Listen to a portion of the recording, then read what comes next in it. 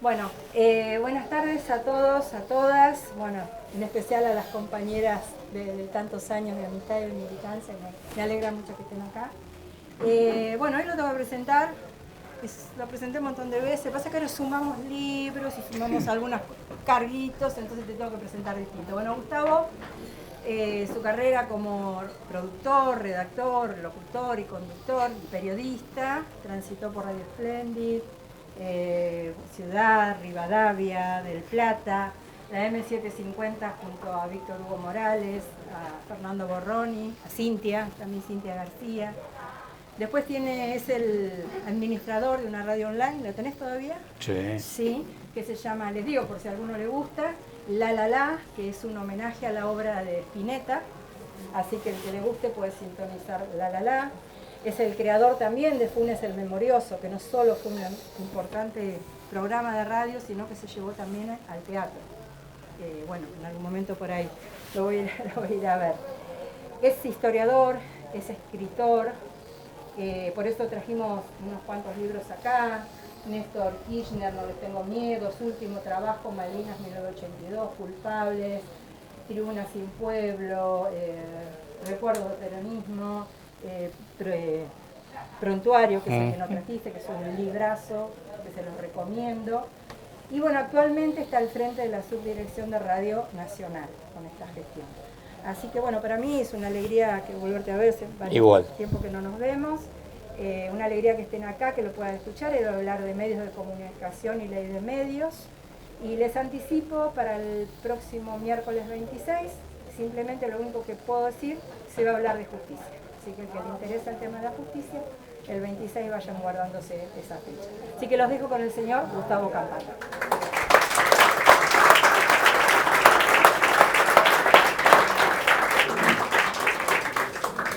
Bueno, la primera palabra siempre es gracias a los compañeros que tuvieron la idea de esta noche y a todos ustedes por su presencia, porque siempre las dos cosas son como una especie de autorización invisible a que nosotros con bastante valor agregado podamos poner patas para arriba discusiones viejas o mirar desde otro lugar discusiones del presente. Así que eso se agradece muchísimo.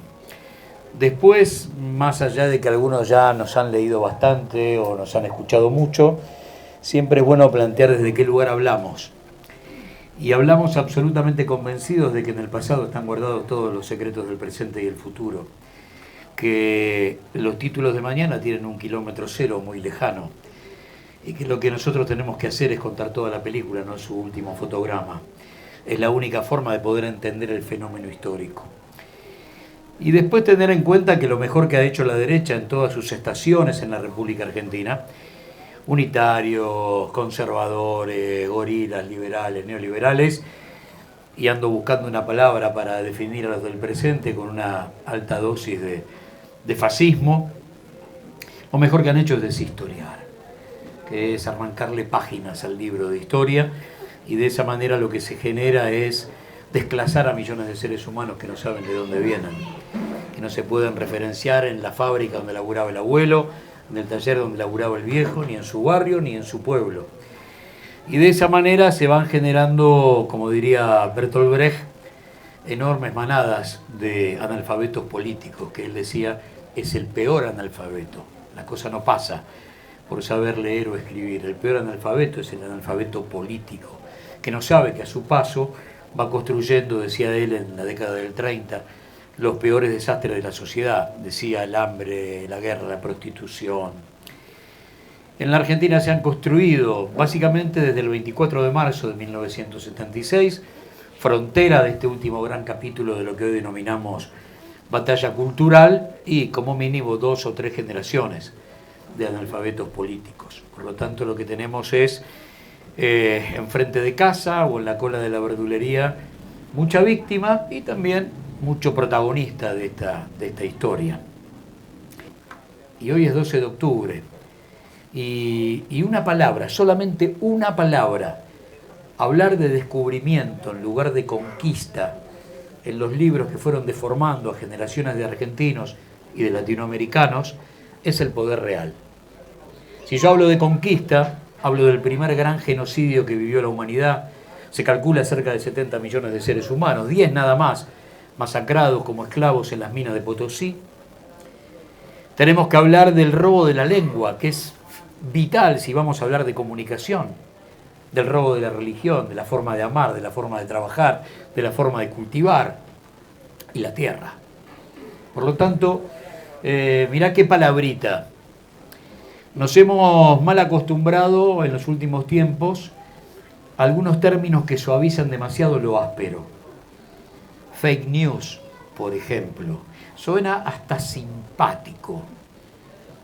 Sé que me están hablando de una construcción ficcional que derriba la verdad, pero mata la sonoridad de una palabra que no tiene, es singular, que no tiene ninguna otra que pueda trazar un paralelo en cuanto, insisto, a su sonoridad y a que cuando la digo ya estoy tirando el dedo índice acusando, y es mentira. Pero fake news, ¿no? Como Laufer, parece que suavizan lo áspero.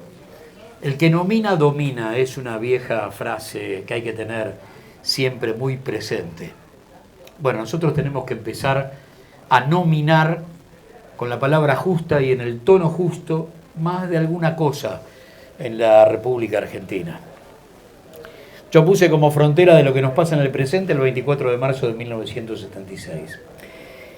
No es una frontera antojadiza, es la frontera, no solamente en materia de medios de comunicación. Charlábamos hace un ratito cuando veníamos y solamente con repasar la radiografía del país del 23 de marzo de 1976, un día antes del golpe, te encontrás con algo que parece absolutamente irreal. Una Argentina con 2.3% de desocupación, 6.000 a 7.000 millones de dólares de deuda externa, industria nacional de pie, altiva, fuerte, trabajo manufacturero, fabriquero a 3 turnos, 80% de los laburantes en blanco y sindicalizados y 49-48% del PBI para los trabajadores. Por lo tanto, lo primero que hay que entender, para terminar después en la batalla cultural, es que la dictadura vino a terminar con el estado de bienestar made in Argentina, que había sido fundado allá por 1946 de la mano de la industria liviana, la industria pesada, buen laburo, derechos laborales, manejar desde el bolsillo obrero el círculo virtuoso de la economía, a mayor demanda comercial, mayor demanda industrial, con las dos demandas, demanda laboral, y arranca el país. Y le podemos seguir adosando infinidad de datos que son muy fuertes, como la soberanía política, obviamente como gran estandarte de la independencia económica, la justicia social, la mirada al sur de ese primer peronismo, bueno, cosas que trabajamos mucho en Malvinas 1982, la mirada antártica, la mirada atlántica de ese país, el ABC, Argentina, Chile, Brasil, la mirada continental, bueno, un montón de situaciones que desarrollan una velocidad que nadie la puede matar. No la puede matar Krieger, Bacena, Hueve, Pastore, la aparición por primera vez de Alzogaray en nuestras vidas.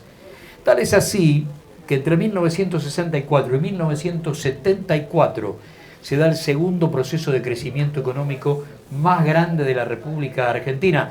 El otro es, hay que ir a la séptima economía del mundo, sin distribución de la riqueza, de una oligarquía que no sabe lo que hacer con la guita y un pueblo muerto de hambre, finales del siglo XIX, principios del siglo XX. Pero ese es el país que viene a destruir el terrorismo de Estado, porque obviamente en esa especie de efecto dominó de las dictaduras que había nacido el 11 de septiembre de 1973 en Chile, terminando con el gobierno del cada vez más grande Salvador Allende, se inicia de la mano de la derecha republicana en los Estados Unidos un proceso que será traerlo a Milton Friedman, bajar la teoría de los Chicago Boys y empezar con un neoliberalismo que será la fase caníbal del capitalismo. Dicha la radiografía del país económico del 23 de marzo, no había forma de poder llevar adelante el plan si no lo hacían a sangre y fuego, con más de 400 centros clandestinos de detención, tortura y muerte, 30.000 compañeros desaparecidos, centenares de presos políticos y miles condenados también al exilio. Por eso casi el 70% de los desaparecidos son casi todas comisiones obreras completas en la República Argentina. Es el primer gran dato que tenemos que revisar. Yo vengo relativamente cerca de acá, de la zona industrial de Vicente López, Villa Martelli, Florida Oeste, Munro, Carapachay, Villa Adelina. Vicente López es el distrito más chico de la República Argentina, 60 cuadras por 90. ¿Cuántos desaparecidos hay en Vicente López? Es así chiquitito. 300. 300. El 90% comisiones obreras. De Lombí, de Colorín, de Lí, de Levi, de la Hidrófila, de Tensa, de Virulana. Por lo tanto hay que poner el ojo ahí y revisar el porqué de la última dictadura.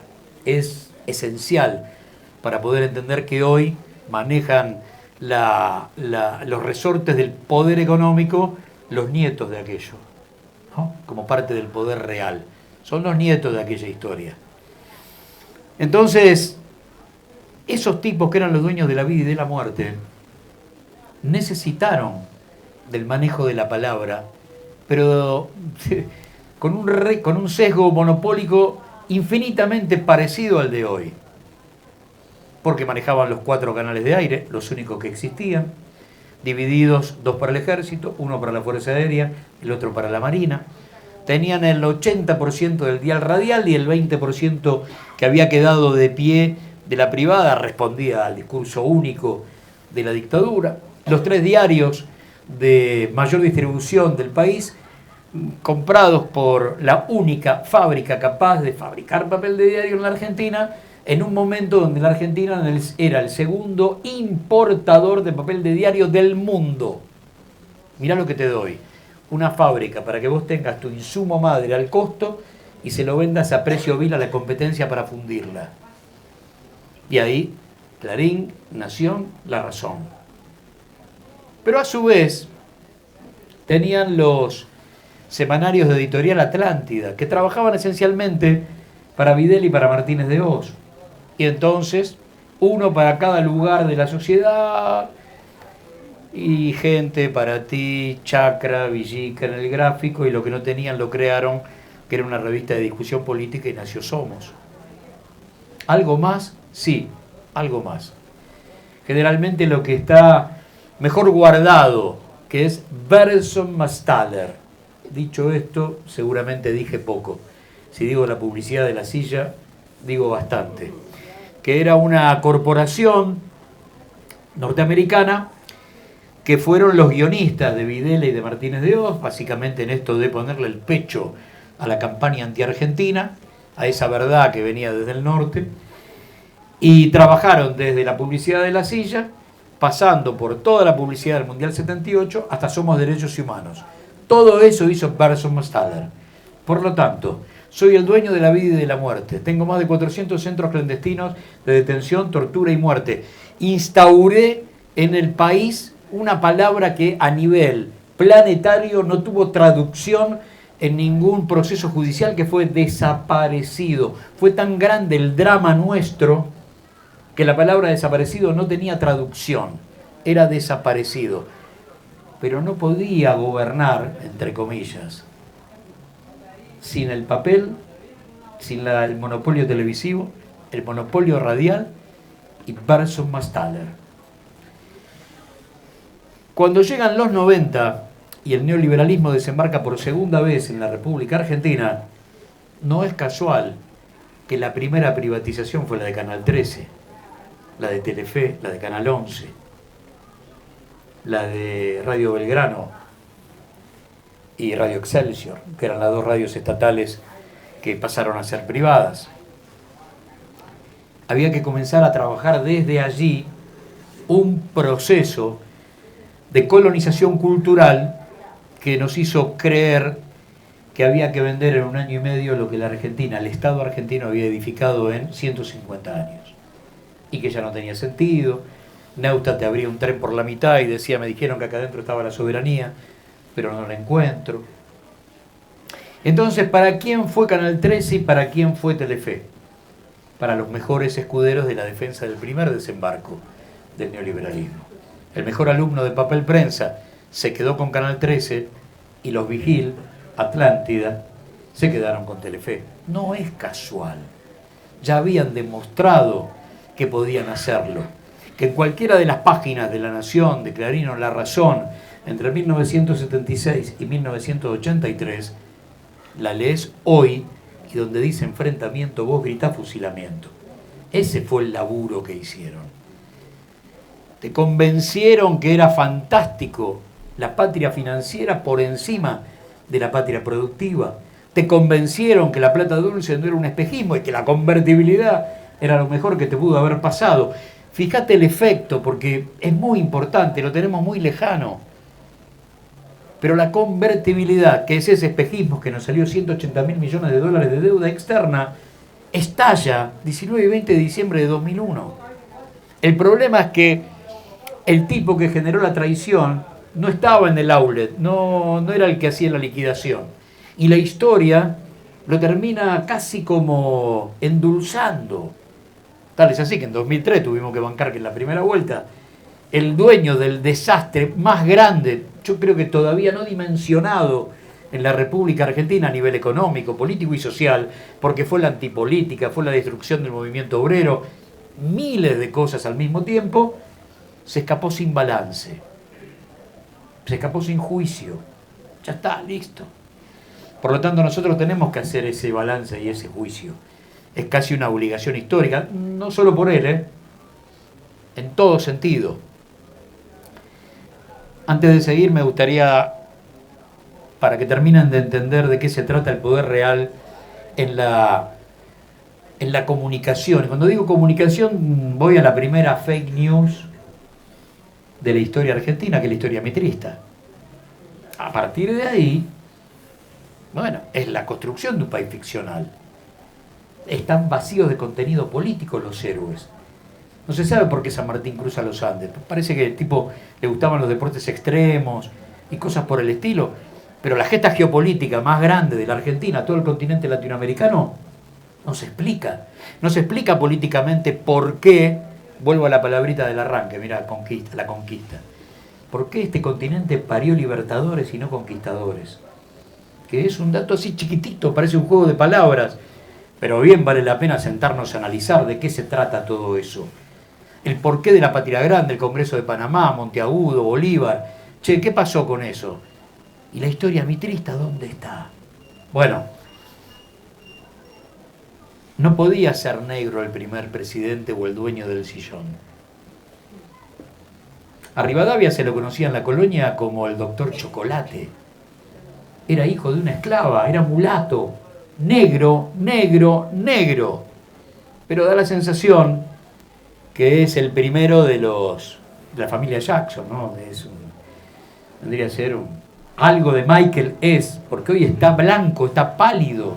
El proceso mitrista lo puso rozagante. Les pido que vayan, si lo googlean encuentran al doctor Chocolate con los labios bien africanos, esa africanía de la cual él obviamente no estaba orgulloso, y negro. Sin embargo, para la historia, uno de los, por ahí, 2 o 3 más anglófilos de poder político en la República Argentina, el papá de la deuda externa con el empréstito de la Baring, terminó siendo blanco, porque en la historia mitrista no entraba que un negro fuera el dueño del sillón. Una más, y creo que esta es la mejor de todas. Roca nació, si mal no recuerdo, en 1843, le puedo errar un año o dos, por ahí. 9 de julio de 1816, quedaba un poquito lejos, ¿no? Cuando él es presidente por primera vez, le encarga a Lola Mora un relieve, hermoso relieve que está en la casa de Tucumán, del día de la jura. La verdad es una obra de arte. Ahí ves a todos los congresales, uno por uno, en el momento de la jura. Cuando lo repasás, llegas al centro y ves un tipo de uniforme, con cara de Roca. Sí, El tipo dijo, yo quiero estar y se acabó. Ese es el poder real. Creo que es el mejor ejemplo de lo que significa el poder real a la hora de hablar de comunicación. El tipo quiso estar en la historia, nació 30 años después, sin embargo está. Y no hay nada, no hay una plaquita, no hay nada hoy que lo intervenga, que diga, bueno, Roca, que lo explique. No, ahí está, ya pasó, listo. Es el poder real, haciéndose cargo de la historia.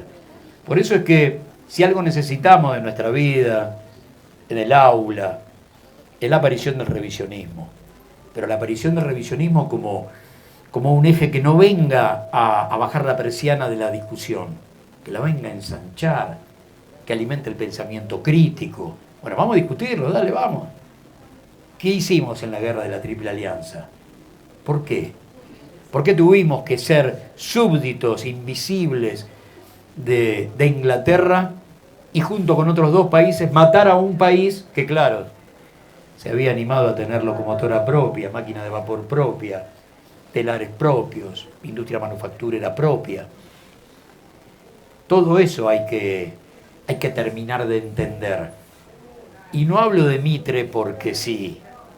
Mitre entendió, después de ser presidente de la nación, que el poder político lo iba a tener a partir de un diario y de construir lo que él te dijo, pero de una manera tan abierta que hoy pondría colorado a más de uno. Seremos tribuna de doctrina. Pará.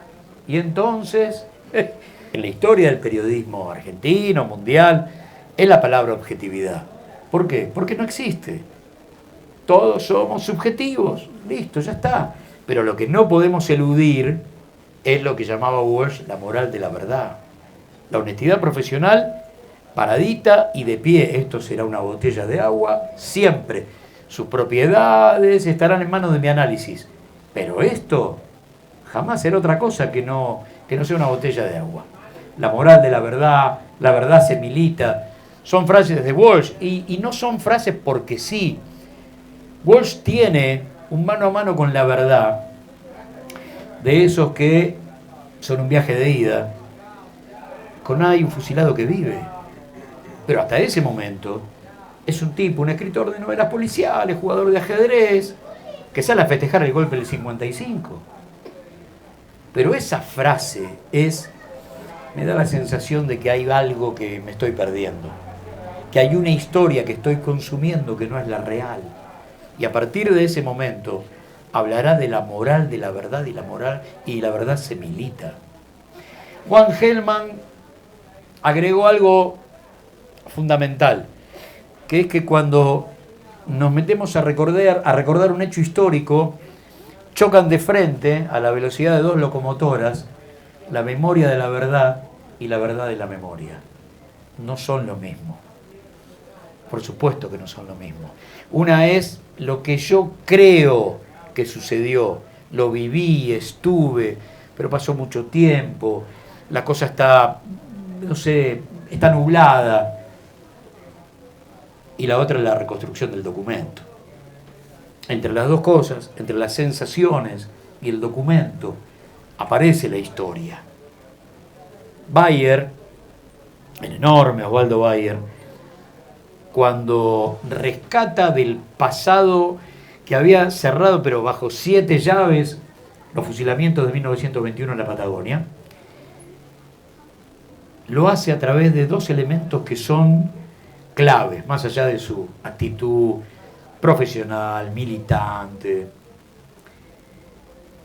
Varela, cuando ordena los fusilamientos, deja afuera de la matanza a los pibes que tenían 14 años. De 14 años para arriba. De 14 para abajo no fusila. Y tenían 60 y pico cuando Bayer baja a la Patagonia. Y son los testigos, son los que hablan. Y el 2 de Varela estaba vivo. Entonces, entre los dos, tiene a las dos máximas piezas de la historia. Y construye. Por supuesto, documentos, y construye sobre la base de esos dos grandes elementos. En la Argentina hemos perdido eso. La verdad es un territorio en disputa.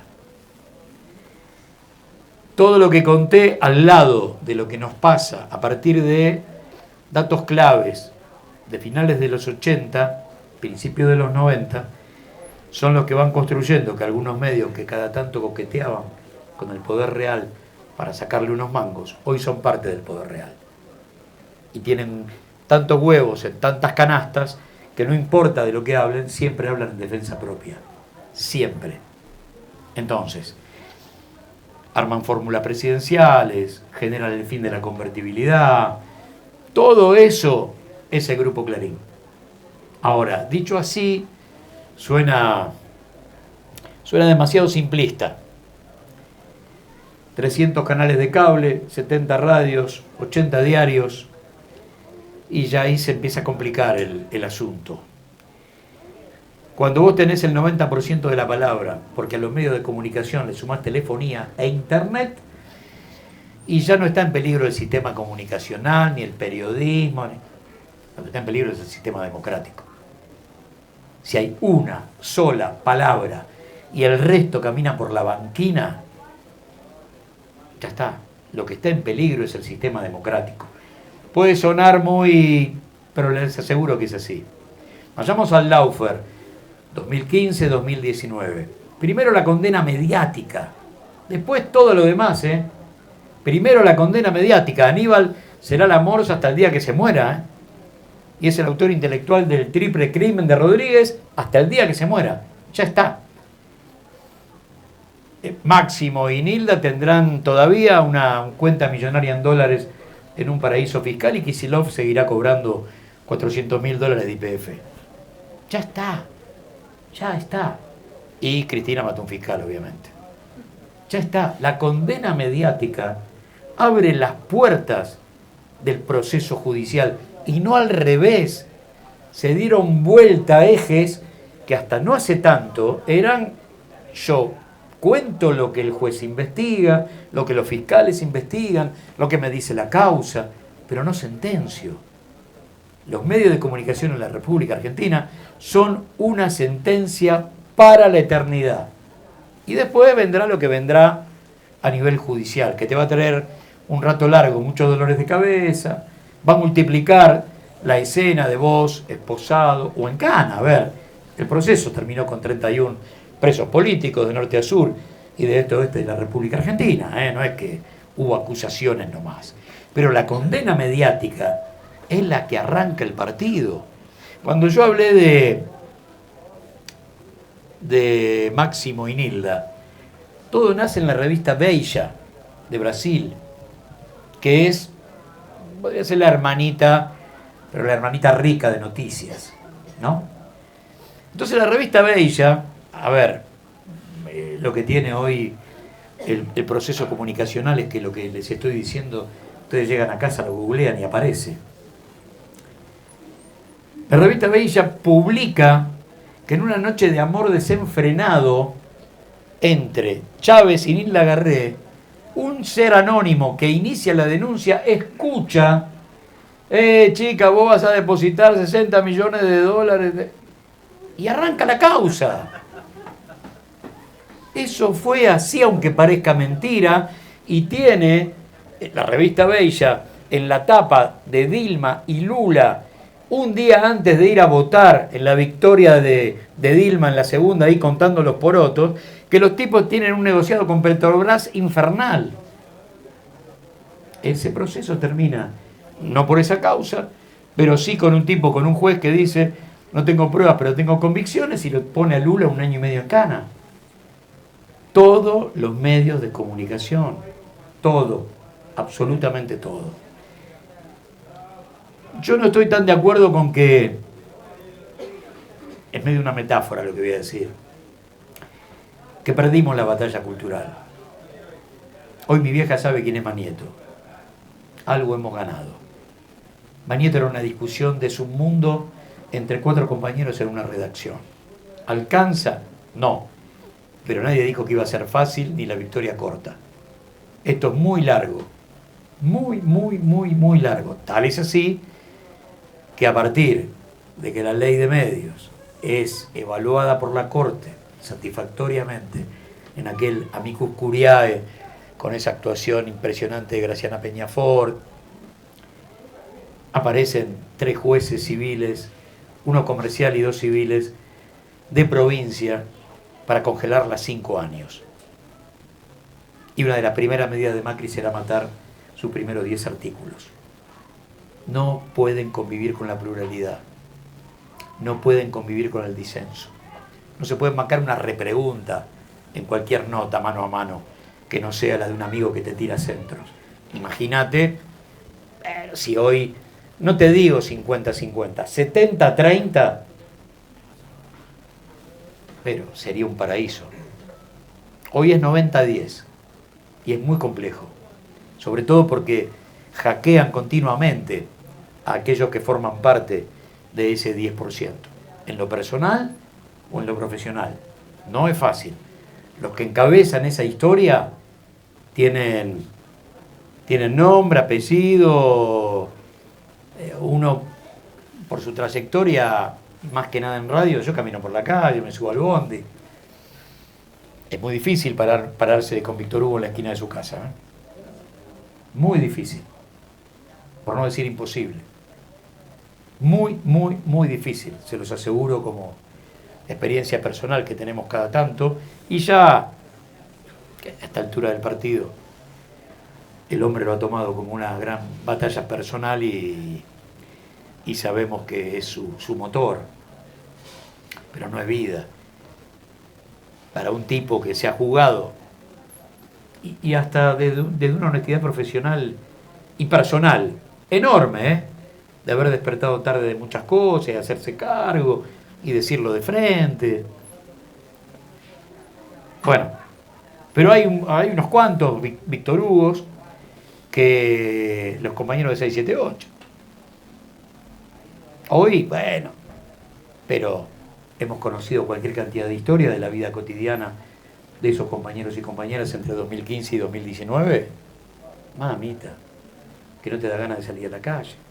¿Y qué fue lo que hiciste? Desempolvaste la miseria del neoliberalismo a través del archivo.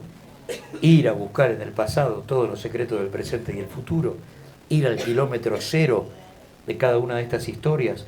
Contarte que ciertos currículums, en definitiva, son prontuarios. Bueno, es eso lo que ha pasado. Entonces, los tipos anotan y, como en cada situación, en el momento justo, cuando tienen la posibilidad, ejecutan la venganza. Siempre ha sido así, sigue siendo así, más allá de que hoy podamos estar hablando desde un lugar, ya uno no sabe si llamarlo nuestro, pero bueno, qué sé yo, nació así. Vamos a ver cómo muere. Por ahora en el proceso está en terapia intensiva, pero bueno, nada, ahí estamos. Y lo digo desde Radio Nacional, ni más ni menos. Pero bueno, resistiendo en todo sentido y armando lo mejor que se puede con 3 escarbadientes, porque hasta eso nos pasó desde la comunicación del Estado Nacional. A los 2 meses de asumir pandemia, 2 años, el tercer año sin presupuesto, porque la oposición te dejó sin presupuesto. Hay algunos orgullos de lo que hemos hecho y que generalmente no son los que llegan al gran público, pero este que les voy a contar define perfectamente de qué hablamos cuando hablamos del poder real en cuanto a medios de comunicación del mercado. Durante el 2020, entre abril y diciembre, Radio Nacional, en sus 50 emisoras de todo el país, que sumadas a sus FM son 104, tuvo 8 horas de contenido educativo, primario y secundario. Ninguna radio del mercado tuvo 1 minuto de contenido educativo. Eso es... Muchas gracias.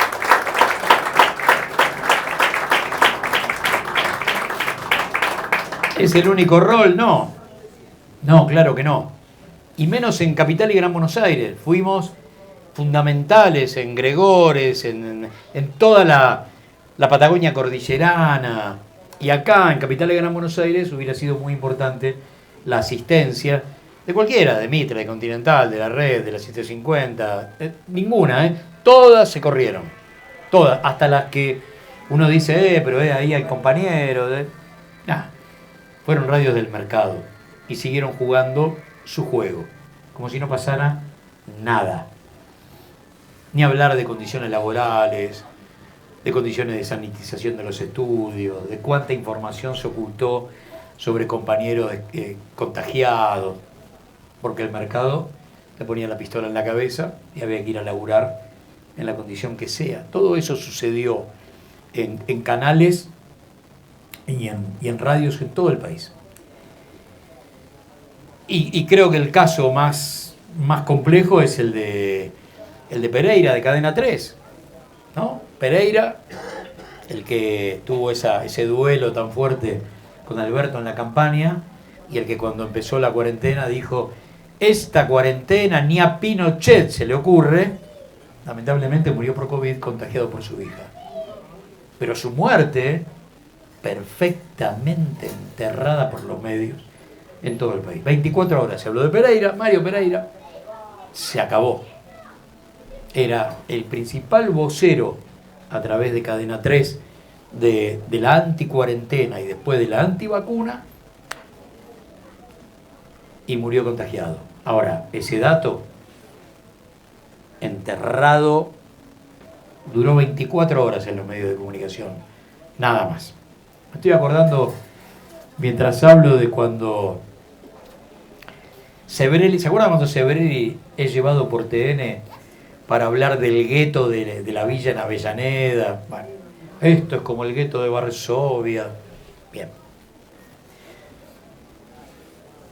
Los archivos nos dan una mano bárbara, así que cuando esto que cuento, llegan a su casa, Sebrelli, coronavirus, internado, y te aparece el artículo en el diario La Nación.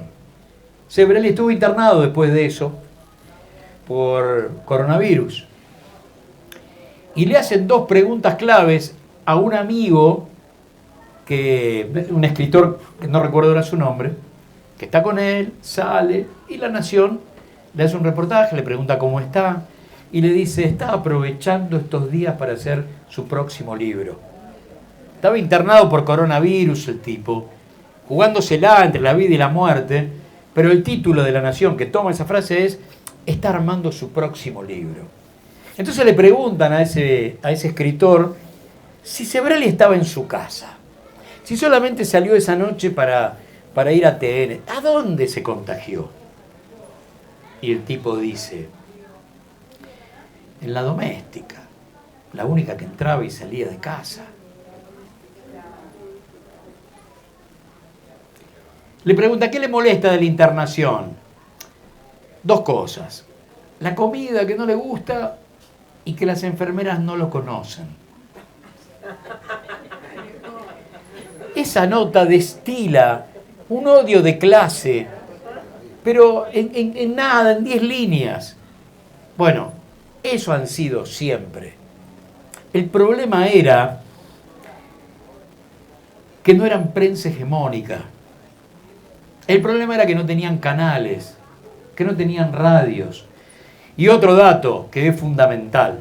La mayoría de los que estamos acá crecimos, y bastante, hasta los principios de los 90. ¿Por qué digo principios de la década del 90? Porque en 1993 nació CBN, el primer canal de noticias de la Argentina. Y por primera vez había bombardeo de 24 horas de noticias. Todos nosotros crecimos con 2 horas de noticias por día. Nada más. Por lo tanto, había que tener poder de síntesis.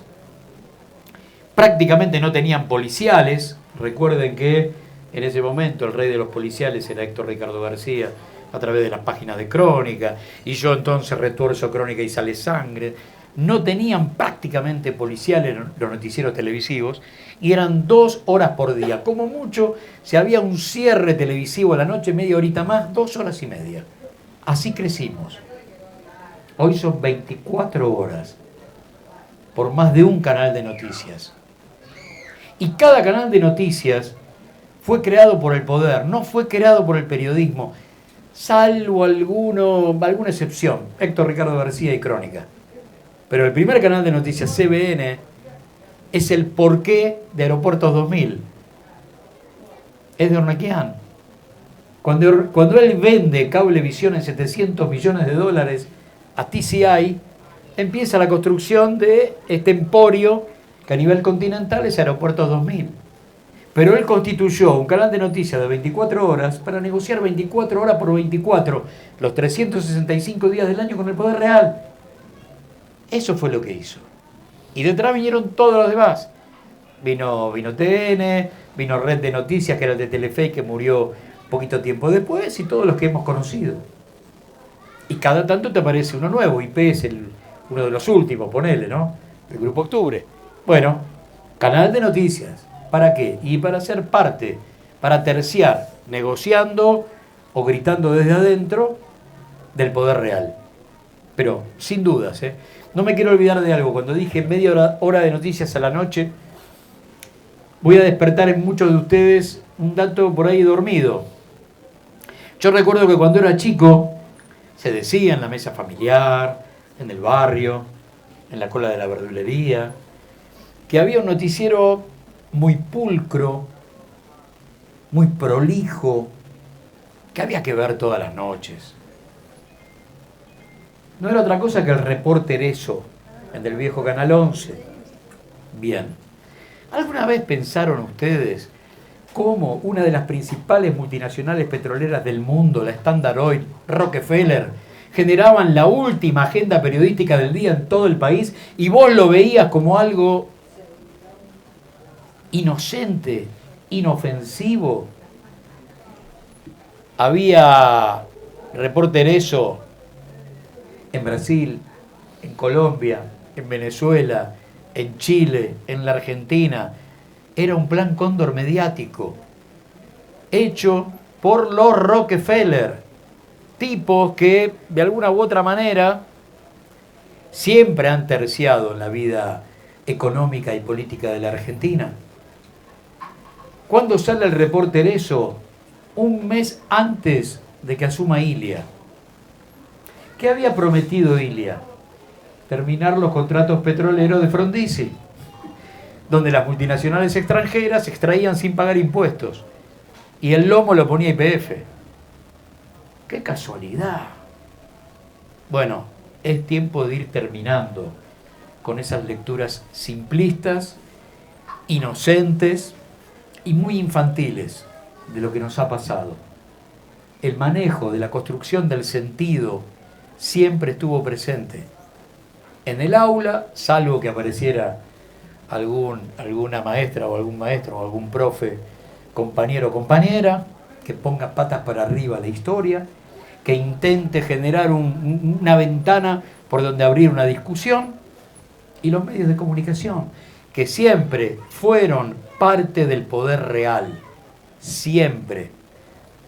Historias chiquititas, porque a veces son las que explican.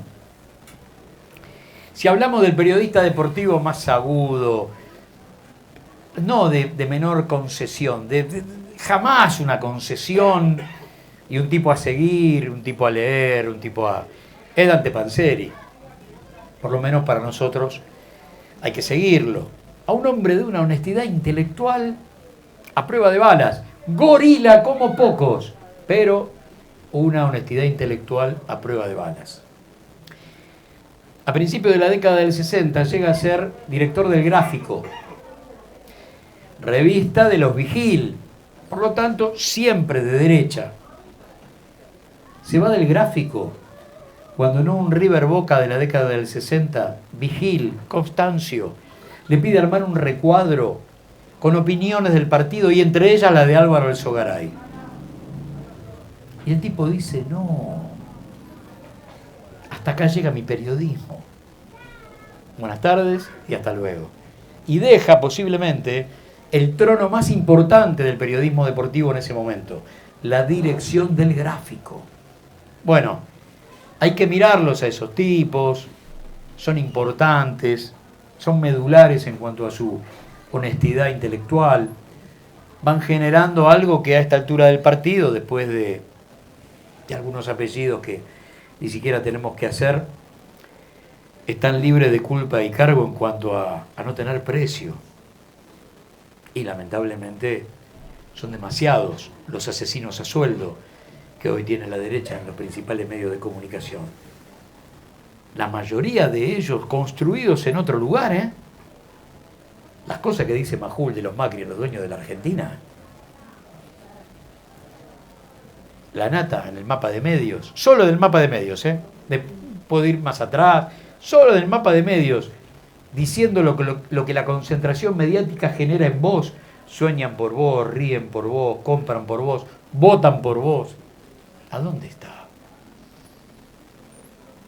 No me quiero meter en otras historias más complejas, de lo ideológico, Leuco, Movimiento Todo por la Patria, digo, qué sé yo, tipo que hemos conocido a lo largo del derrotero. Sin embargo, estamos ante otro gran problema, que son los asesinos a sueldo del periodismo. Muchos creen, a partir de estos datos, que el periodismo está muerto. El periodismo está más vivo que nunca porque aquellos que dicen hoy hacer lo mismo que nosotros han dejado de serlo hace un rato largo. Por lo tanto, no hablan desde el periodismo. Hoy ya son voceros del poder real. Listo. Habrá que crear otro formato para definirlos. Pero el periodismo lo han abandonado hace un rato muy largo. Pero muy largo. De la ley de medios solamente mataron 10 artículos. Los 10 primeros, los que más le jodía, que era la desinversión. ¿Cómo termino con el monopolio? Para que se den una idea, en los Estados Unidos, lo subrayo porque obviamente es algo así como la estatua del capitalismo en la que todos ellos se paran, está dividido el mapa mediático en regiones. En la región donde yo tengo un canal no puedo tener ni un diario ni una radio. Donde tengo un diario no puedo tener ni un canal ni una radio. Donde tengo una radio no puedo tener un canal ni un diario. Es el primer eje antimonopolio. Y yo lo tengo que colocar porque sé que la avaricia empresarial va a constituir, obviamente, monopolio mediático para ser siervo del poder real. Entonces, nuestra ley, la verdad, es que era infinitamente más permeable, inclusive que cómo se había dividido de manera regional el periodismo históricamente en los Estados Unidos. El problema estaba en la desinversión y en algunos ejes que hoy todavía uno discute, ¿no? Con el diario del lunes, pero que en algún momento tendríamos que haber tenido táctica y estrategia. Y lo digo porque uno lo discute con los compañeros todavía hoy y lo discutíamos en ese momento. Acuérdense que en el proceso de desinversión se van presentando todos uno a uno. Y faltaba Clarín. Un buen día faltaba Clarín. Y Clarín apareció con el proceso de desinversión. Es cierto, todos testaferros para que el proceso de desinversión sea formal. Nosotros decíamos que teníamos que haber aceptado igual, que el tiempo iba a poner las cosas en su lugar, primero habíamos construido la tapa del otro día, Clarín vino al pie, y después el tiempo se iba a encargar.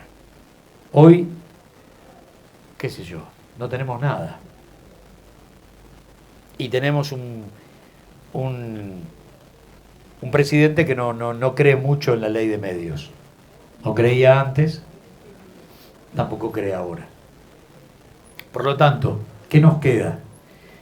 En la coyuntura, y acá hay algunos compañeros que saben que esta es una hermosa obligación en lo personal y con muchos de los nuestros, convertir el territorio en un medio de comunicación y venir a hablar cuantas veces sea necesario con 40 de ustedes, 50 de ustedes, 500 de ustedes, cosas que nos pasa cuando vamos con Víctor Hugo a algún lugar y eso nos viene bien porque atrás vamos como furgón de cola con Borroni, alguna feria del libro, la última fue en Almirante Brown, un escándalo, porque va él. Entonces él es la nave insignia y él genera que nosotros podamos gritar arriba del escenario un par de cosas que escuchan 500 personas. Y convertimos al territorio en un medio de comunicación. Otra no hay. Sinceramente lo digo, estamos en una radio donde desde hace 3 años están Darío Villarruel, Saborido, Sandra Russo, Pacho Donel, Piña, Weinfeld, Zayat, no sé. Y seguramente para ustedes es la primera vez que escuchan que esto sucede. Víctor Hugo haciendo el fútbol. Y seguramente para muchos de ustedes esta es la primera vez que tomaron contacto con este dato. Pero eso pasa en la radio pública. El tema es matemático. Más o menos la pauta oficial para todas las radios top, ponele que sean 7 u 8, Mitre, Continental, la 10, la 750, la Red, Rivadavia, más o menos entre 80 y 100 millones de mangos por año. Nosotros somos 104, un tendido de 104 radios. 18. Listo. No es que perdemos la batalla cultural, no llegamos a subir al ring. No llegamos a subir al ring. Eso es lo que sucede. Entonces, o ponemos pata para arriba todo eso, o estamos engordando al asesino todos los días. Todos los días. En la pandemia nos preguntábamos, bueno, hoy es el día, mañana va a ser el día, ¿no? Te acostaba diciendo, bueno, mañana es el día donde vamos a salir a pelear con esta estrategia, los medios públicos, el Triángulo, Telam, Canal 7, nosotros. ¿Por qué? Y porque te militaban la anticuarentena, después te quemaban barbijo en el Obelisco, te militaban la antivacuna, denunciaron al presidente por envenenamiento. Todavía estoy buscando, habría que ir, si les parece armamos un tour a Rosario, porque ¿se acuerdan de ese tipo que viene por atrás de la movilera de C5N el día de la bandera del 21 y a los gritos dice, mi mamá está pegada a la puerta de la heladera? Porque la verdad que quisiera ir porque ya hace más de un año que la mamá está pegada en la puerta de la heladera y tenemos que ir a hacer algo. Ahora, todo eso pasó y fue gratis para todos los... Bueno, muere un pibe, ¿no? Tomando la bandina. Mirá si pasaron cosas. Uno a veces, cuando hace el raconto, que es muy, muy cruel, ni hablar de la cantidad de muertos, del sistema de la salud pública que se bancó hasta las falencias de la medicina privada, que atendió a todo el mundo. Víctor Hugo fue salvado por un dato que le da Capulla, el doctor Capulla, en el Hospital Perón de Avellaneda, no en Swiss Medical, en el Hospital Perón de Avellaneda. Ahí hay que ir. ¿Por qué? Por esto. Listo. Y le salvaron la vida en el Perón de Avellaneda. Eso genera, inquieto Víctor Hugo, sacarme al aire para hablar de cómo, a ver, ¿por qué Carrillo? ¿Y por qué esos hospitales? ¿Y por qué, no? Y después ir juntos al Perón de Avellaneda para ver que eso era verdad, ¿no? Esto que estoy diciendo no es un dato menor. ¿Cuántos argentinos nos podemos sentar a la mesa a desmenuzar la gesta del héroe social quizá más grande de toda la historia contemporánea argentina, que fue Ramón Carrillo? ¿Cuántos pueden hablar de su filosofía? Yo puedo terminar con el microbio, pero si no termino antes con el hambre, que es la que genera el microbio, la miseria. No tiene sentido. Entonces hay un tipo con una cabeza que le va a plantear a Perón, me parece que hay que tener un ministerio de salud, y Perón le contesta ahí, sí, Carrillo, tenemos un ministerio que cuida la salud de las vacas y no tenemos ninguno que cuida la salud de los seres humanos. Y se convierte Carrillo en el primer ministro de salud de la historia. ¿Hasta cuándo? Hasta Mauricio. que convierte el ministerio en secretaría.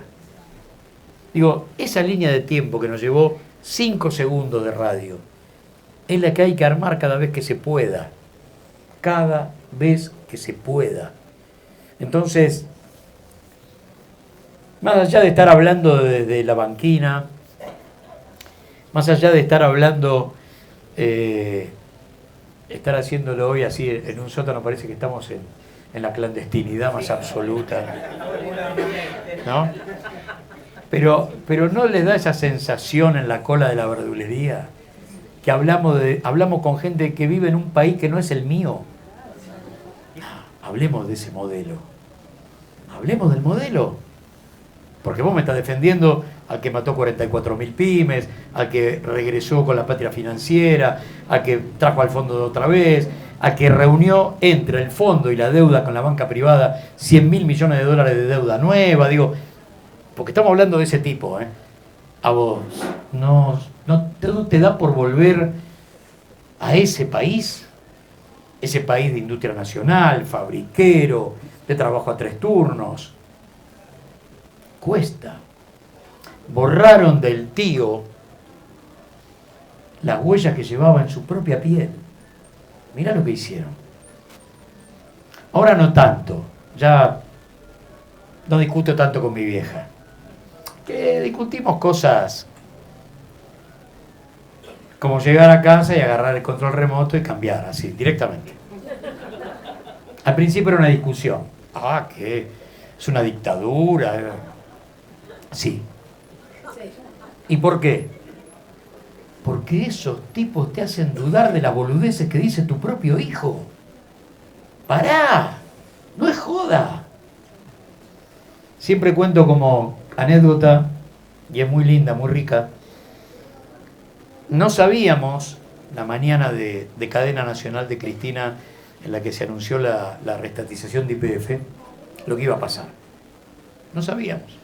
Estábamos en Radio Nacional, la escuchamos, y a un grupo, que éramos el Departamento de Investigación, ¿no? Ari Lijalá, María Sebane nos pide un programa especial sobre la historia de Argentina y el petróleo para emitirse esa misma noche. Bueno, lo hago y me voy a comer a la casa de mi vieja. Mi vieja abre la puerta y me dice, ¿viste lo que pasó? Sí, claro. Así no se puede vivir más. Me da la sensación que no estamos hablando de lo mismo. ¿Vos de qué carajo hablás? Vení, porque TN lo pasa cada 10 minutos, es un informe. Vení, no te lo podés perder. Y el día que habíamos recuperado el petróleo, que hubiera significado fiesta nacional, en el 70, 80 o 90% de los países del mundo que no tienen petróleo, el día que recuperábamos el petróleo después de haber sido el único país que en el siglo XX lo entregó en tiempos de paz, porque al resto hubo que encañonarlo, y ni siquiera lo concesionamos, lo vendimos. Bien, ese día TN pasaba un informe sobre la banda que robaba caniches blancos en Caballito. Suena gracioso, pero cuando sos capaz de eso, el día que vos recuperaste el petróleo, lo escondiste detrás de la banda que robaba caniches blancos en Caballito. Ese es el peligro. Ese es el peligro. El peligro es que todavía a estos pibes, a estos lúmpenes que obviamente un sector les puso guita y el plan, y posiblemente les haya gerenciado impunidad judicial como gran promesa, como la vía de escape, que todavía no había vía de escape, posiblemente la vía de escape haya sido la promesa de la impunidad,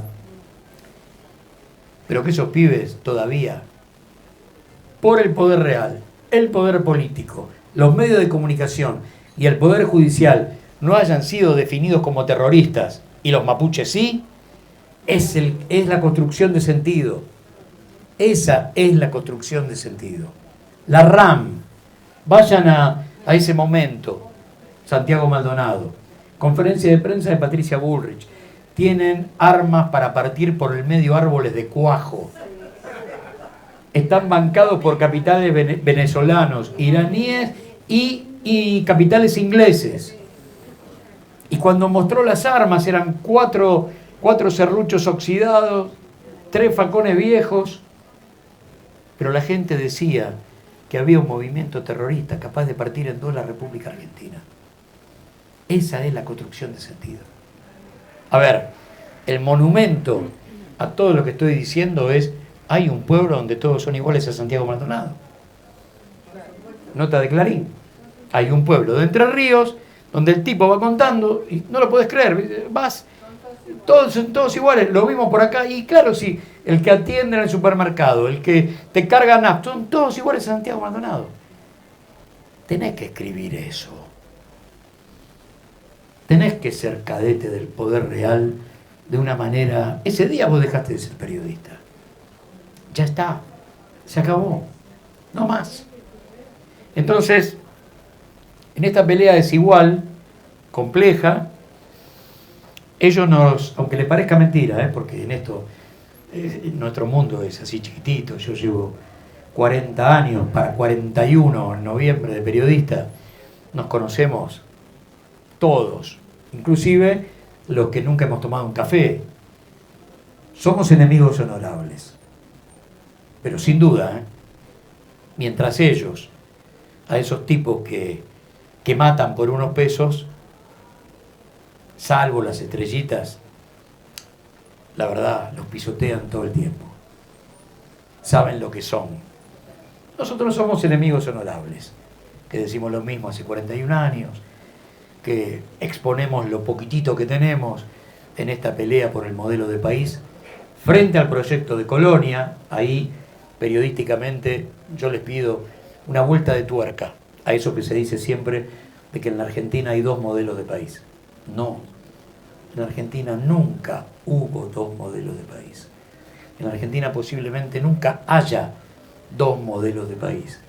Hay un solo modelo de país, construido por el campo nacional y popular, una mesa larguísima y todas las sillas que sean necesarias para que cada uno desde su tradición política discuta el cómo, la herramienta, la velocidad, el camino, pero nunca el objetivo. Pero enfrente no hay otro paradigma nacional. Enfrente hay un modelo de colonia. No es lo mismo, es más, es la antípoda de esto. Ahora, ¿qué necesito? Hablar con la palabra justa y el tono justo ante ciertas cosas. Y hay palabras que, aunque a ustedes les parezca mentira, o no por ahí a esta altura del partido,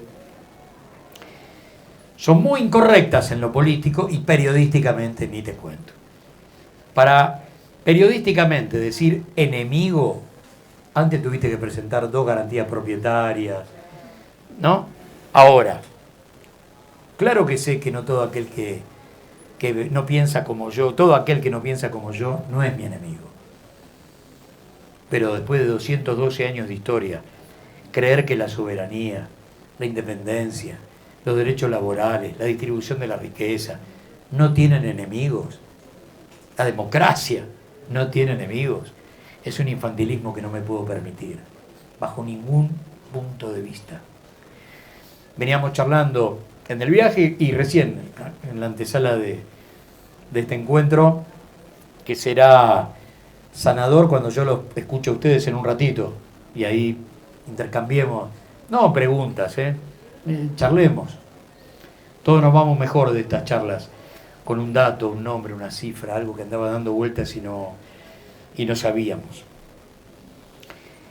Pero charlábamos sobre la película, sobre 1985. No la vi, tengo ganas de verla, por supuesto.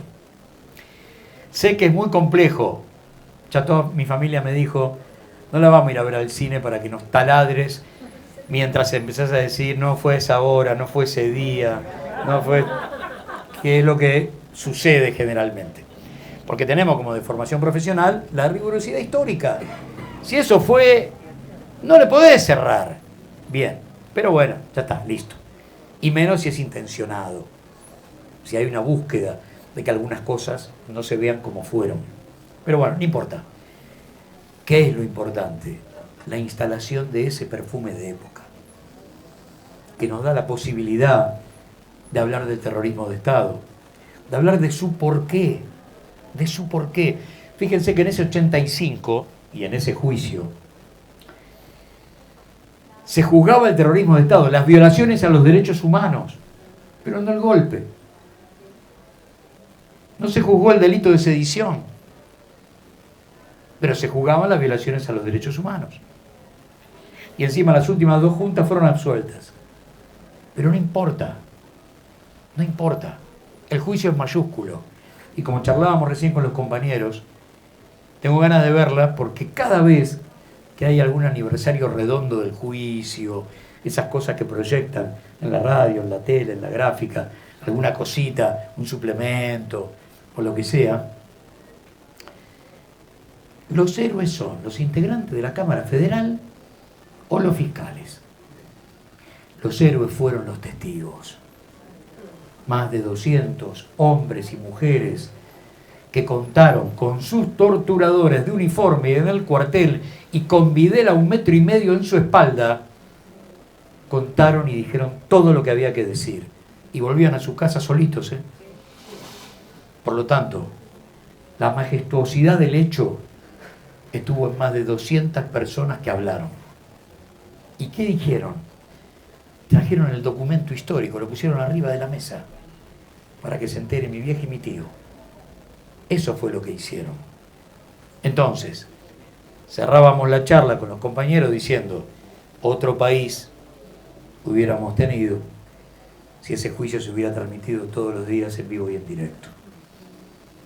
Y el horror, como le llegó a Borges el día que fue al juicio, le hubiera llegado de manera instantánea para decir, nunca más voy a participar de un solo momento de este juicio, porque vi un hombre que decía, después que planteaba que lo habían torturado, que lo habían vejado, que quería justicia. Yo clamo venganza, dice Borges en el suplemento del diario del juicio del diario La Razón, que fue el único que contó, lo dirigía Luis Brustein y un montón de compañeros ahí adentro mayúsculos, pero fue el único que le tiró una carga de opinión al juicio. El resto, contado por compañeros como Pablo Yonto, que lo cubrió para Clarín, era, hoy pasó esto, esto y esto. Lenguaje descriptivo. No se habla de lo que dice nadie. El día que fue Borges, fue el día que habló Basterra. Basterra era aquel compañero que trascendió por aquellas fotos que le sacó a los detenidos desaparecidos. Y después la sacó de la EPA. Basterra habló 4 horas y media sin parar. Y fue el único testigo que habló ese día. Borges salió prendido fuego. Nunca había tenido tal contacto con el horror. Y Basterra, si ustedes escuchan la declaración de él, la primera pregunta siempre era la misma. ¿Desde cuándo y hasta cuándo usted permaneció detenido desaparecido? Entonces él tira la fecha, del 77, ponele, y termina diciendo, ponele 2 de marzo del 84. Y en ese momento, toda la Cámara Federal dice, perdón, ¿cómo 84? Porque hasta ese día un tipo tocaba el portero eléctrico de mi edificio para hacerme saber que ellos sabían todos los días lo que yo hacía con mi vida. Entonces, que vuelva ese perfume de época es fantástico. Fantástico. Otras películas u otros documentales, en el 18 por ahí, un periodista bien intencionado hizo un documental sobre la deuda externa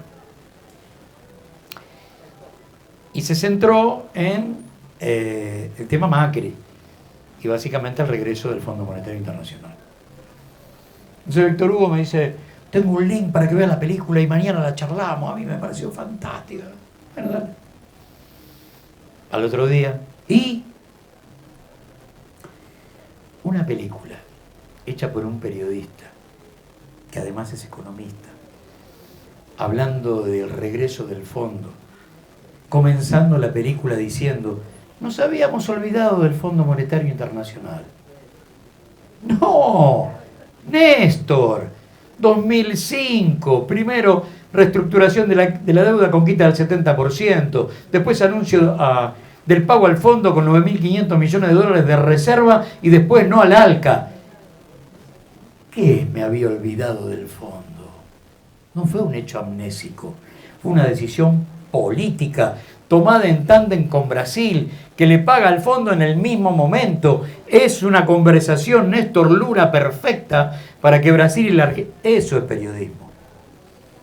Que yo lo cuente de esa manera, sin restar de la verdad un solo hecho para amañarla. ¿Cómo me voy a olvidar del fondo de la noche a la mañana, si es el eje de todas mis penurias desde 1976 hasta la aparición de Néstor? ¿De qué estamos hablando? Si Néstor le paga al fondo desde el crédito de Aramburu inicial de la relación de Argentina con el fondo en 1957 hasta 2005, eso hizo. Por lo tanto, la pucha, ¿cómo nos habíamos olvidado del fondo? De eso se trata la construcción cotidiana de lo que después será la historia, porque el periodismo, si lo pones en fila, termina siendo eso hoy.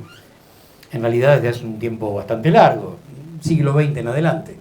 La construcción de la historia cotidiana, en la suma de las partes, terminará siendo una versión de la historia.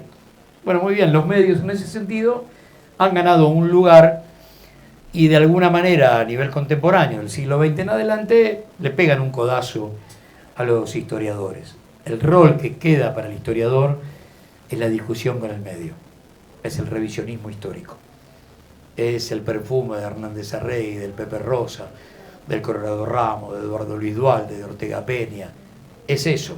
Y vamos a discutir. No esa discusión donde... Y con esto termino. ¿Por qué la demonización y el discurso del odio? No ahora, de toda la vida. La primera discusión entre el modelo de país y el proyecto de colonia termina con Mariano Moreno convertido en el primer desaparecido de la historia política argentina. Listo. Después, si quieren, arranco en lo contemporáneo desde un tipo que por ahí ustedes lo tienen medio olvidado. Gálvez, historiador santafesino. Después del golpe del 30, Gálvez dijo: al final, Uriburu fue mucho más importante que San Martín. Porque San Martín echó de la Argentina a españoles que eran seres honorables. Uriburu echó a la chusma radical. El diario Crítica es el que envió a toda la turba a romper las paredes del departamentito de 2 ambientes de la calle Brasil donde vivía Irigoyen, la cueva del peludo, como decía Botana. Porque Botana decía que el tipo tenía guardado en bóveda la guita. Bóvedas. Bóvedas. La casa de Cristina, la famosa. ¿Se acuerdan la noche que Bonadío mandó a allanarla porque una vecina escuchó ruido a caja fuerte? A ver, eso pasó, porque parece ficción. Y después fueron y rompieron la casa del Calafate. Y como no encontraron nada, dijeron: no, tenemos algo. Se llevaron un sable. Esto era, se afanaron el sable de Frondizi. Revisás y hay hasta una cadena nacional de la familia Cámpora. El sable no, el bastón, perdón. El bastón de mando. El bastón de Frondizi. Y es el bastón de Cámpora, que la familia Cámpora se lo regala a Néstor. Digo, bueno, es muy complejo, muy, pero muy, muy, muy complejo. Me perdí. ¿A dónde había arrancado? que me derivé por... El discurso de odio, muchas gracias. El discurso de odio. En Viva el Cáncer, en Cristo Vence, y de ahí para acá en todos, lo que marca es la imposibilidad de la derecha de discutir proyectos. No tengo argumentación política porque mis sueños son inconfesables. Yo no puedo decirte así que te vengo a dejar sin laburo, que vengo por la industria nacional, que vengo por la flexibilización laboral, que vengo a arruinar, a hipotecar 3 o 4 generaciones de argentinos con deuda externa, que soy achique, ajuste, muerte de la salud pública. No puedo. Lo único que me queda es la demonización del otro. Del 55 para acá. Ramón Carrillo murió siendo para la justicia un ladrón de vales de nafta. Pistarini murió en la Tierra del Fuego, en la cárcel de Tierra del Fuego, posiblemente el ministro de Obras Públicas más importante de la historia argentina. Y así, 24 causas impidiendo que Perón pudiera venir durante 18 años. La muerte de la Constitución del 49. Si no es un discurso de odio, a ver, intento golpista del 51, las bombas del 53 en la boca del subte en Plaza de Mayo, el bombardeo a Plaza de Mayo, que uno dice, bombardeo a Plaza de Mayo y ya pasó. No, 300 muertos, 2000 heridos. La locura el día que Buenos Aires se convirtió en Guernica, en lo que fue el bautismo de fuego de los aviones de la Armada y de los aviones de la Fuerza Aérea, que fueron panqueques, ¿no? Lo que se dieron vuelta en el aire, los Gloster que venían de Morón y que la mayoría se dio vuelta en el aire. Si no es discurso de odio, los fusilamientos del 56, el plan Conintes, los fusilamientos de Trelew, los 30.000 desaparecidos, los 39 muertos de diciembre de 2001. A ver, Lawfare, por un lado el Lawfare y por otro lado la politización de la justicia o la judicialización de la política, para que después de 39 muertos de la Rúa no fuera ni siquiera sentado en el banquillo de los acusados. Y fueron Matov y el comisario Santos, porque un comisario y un capo de seguridad se volvieron loquitos ese día y empezaron a matar gente por toda la ciudad. Eso pasó. Es nuestra historia. Aunque parezca mentira. Puedo seguir, y puedo meterme en Fuente Alba, Santiago Maldonado, Rafael Nahuel, Costequi, Santillán y la lista que ustedes quieran. Pero todo suavizado por el poder real. La crisis causó 2 nuevas muertes. La crisis gatilla. La crisis ordena tirar en la estación Avellaneda. Es complejo, porque daría la sensación que volvemos a esa nota del 82 de María Elena Walsh del país Jardín de Infantes, que se construye, sin duda, se construye todos los días, son como murallas. Che, informate. Me decís eso cuando yo miro TN las 24 horas. El problema es ese. No entender medularmente a qué juega el grupo, dueño de qué es el grupo, y de ahí en adelante entender discusiones como la 125, Nisman y cualquiera. Cuando uno termina estas charlas, corre un riesgo muy serio. El diagnóstico es terrible. Da impresión. Sobre eso, 2 cosas. Bueno, ¿el pronóstico preguntó alguien? Pronóstico. Muy bien. Primero,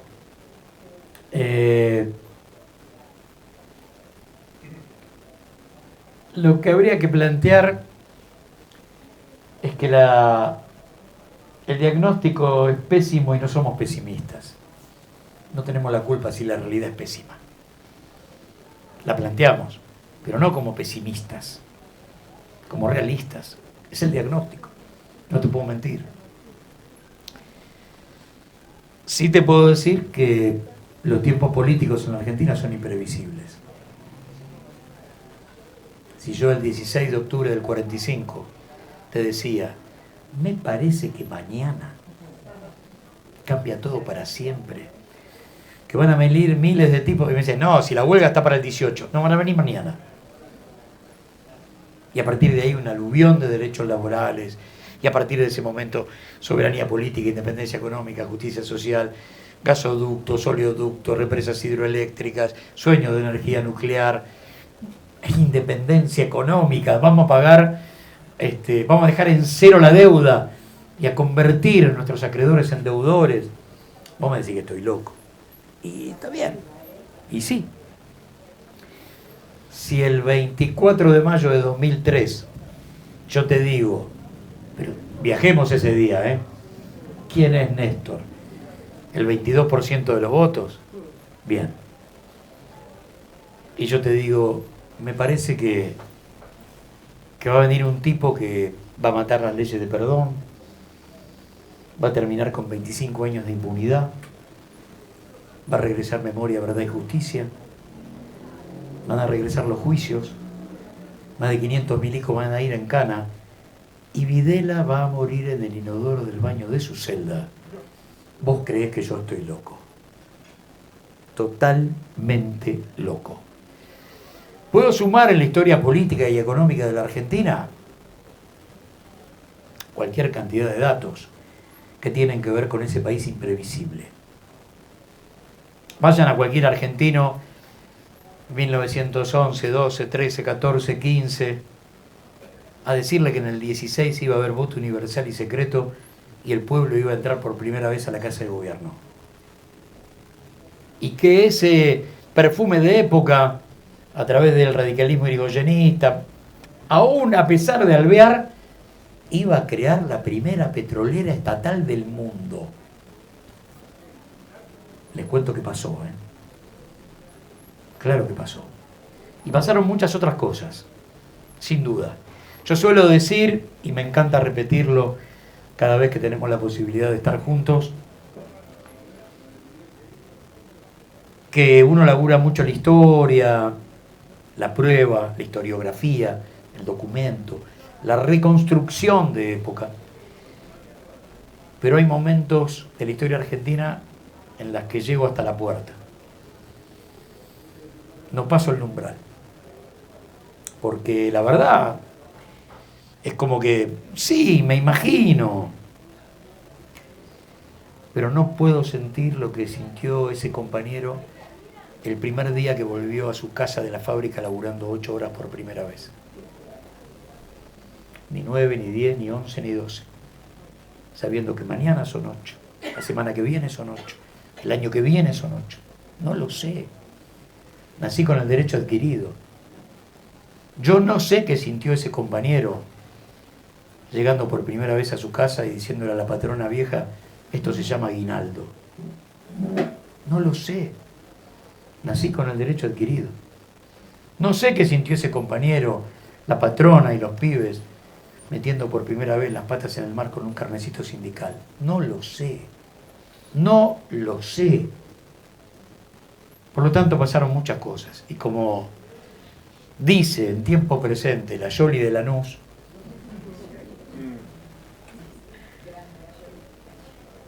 yo sé que algún día va a ser y va a ser acá. Y fue, para muchos que por ahí están muy golpeados, soy parte de ese ejército, el campo nacional y popular agarró a la utopía de la solapa más de una vez, la sentó de prepo en una silla y la convirtió en realidad. Sé que nuestras derrotas son siempre muy terribles. Muerte, hambre, miseria. Y cada vez que volvemos, esto hay que ponerlo de pie de nuevo. Reconstruirlo casi de cero. Como son tan terribles, a veces creemos que no ganamos ni un solo partido, y yo quiero recordarle que dimos más de una vuelta olímpica. Esto es así, es la historia. Entiendo que la tristeza de la coyuntura genera que vos digas, otra vez. Hay una batalla inconclusa de 212 años entre el modelo de país y el proyecto de colonia. Acá no ganó nadie. Por eso marchas y contramarchas, revoluciones y contrarrevoluciones, reformas y contrarreformas. Y la historia no es un capricho circular. Otra vez, mirá, estamos... Sí, claro. Por eso yo grito lo mismo que mi bisabuelo, mi abuelo y mi viejo. Y seguramente va a ser lo mismo que griten mis hijos y mis nietos. Porque la batalla está inconclusa. Porque sigue gritando Monteagudo, porque sigue gritando Castelli, sigue gritando Belgrano, sigue gritando Moreno. Es así. De ahí para acá, todos siguen gritando. En el libro de Malvinas le pusimos una bajadita de esas que son bien provocadoras, que es la cuarta guerra contra el Imperio Británico. Y es para que muchos se pregunten, 1806, 1807, 1845, 1982. Pero en las invasiones es un pueblo en armas por primera vez que pelea por una patria que no existe. Es rarísimo, muy raro. Pero empiezan a discutir política por primera vez en 3 siglos de dominación española. ¿Qué se hace con esto? Y el perfume es de Revolución Francesa, ¿no? Equidad con los pueblos originarios, soberanía, patria. Hay algo raro acá, qué sé yo no lo puedo explicar. Que aparece cada tanto, se hace cargo de la realidad y punto. A ver si muchos de los que estamos acá esperamos que algún día vamos a tener esa segunda oportunidad entre 2003 y 2015, que se pareció demasiado a algunos sueños que estaban prohibidos ser soñados. Y no solamente por nosotros, sino por esa América Latina con presidentes tan parecidos a sus pueblos. Nunca nos imaginamos que eso iba a ser posible. Párense en cualquier estación de la década del 90. Esto es para toda la vida. Esto ya está. Y me gustaría cerrar con un concepto que es una discusión permanente con muchos compañeros, no para cerrar la discusión, sino para generar un aporte.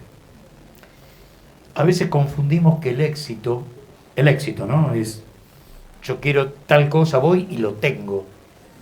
Es fruto de mi inteligencia. Y a veces creo que siempre es así.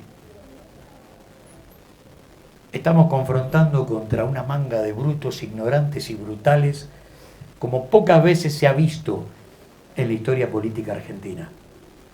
Que si fueran inteligentes, después de haberle sacado a Trump 54.000 millones de dólares en agosto del 18, no solamente estarían gobernando, sino que habría estatuas de los tipos en todas las plazas. De inteligentes nada. De chorros, todo. Porque hasta se fugaron la guita que le sacaron al Fondo Monetario rompiendo todas las cartas orgánicas que puedan ustedes imaginar, y el 61% de la guita que el fondo puso en el mundo se la dio a Argentina de Macri.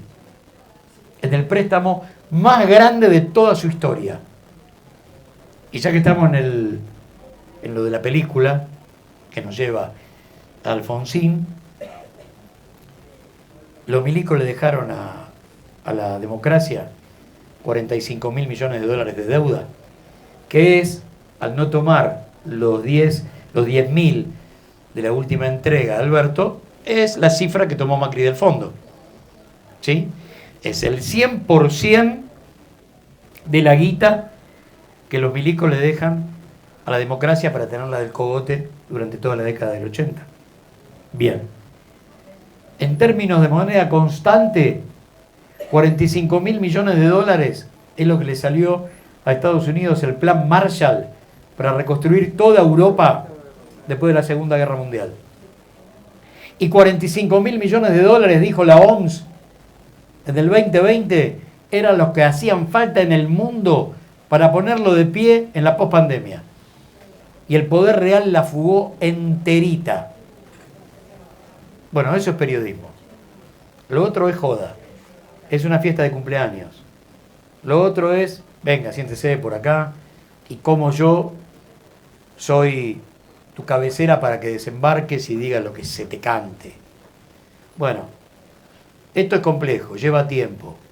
Es permeable a cualquier crítica y está fantástico, pero es lo que deja raíces más profundas a la hora de contar qué carajo nos está pasando. Bueno, muchas gracias por el silencio.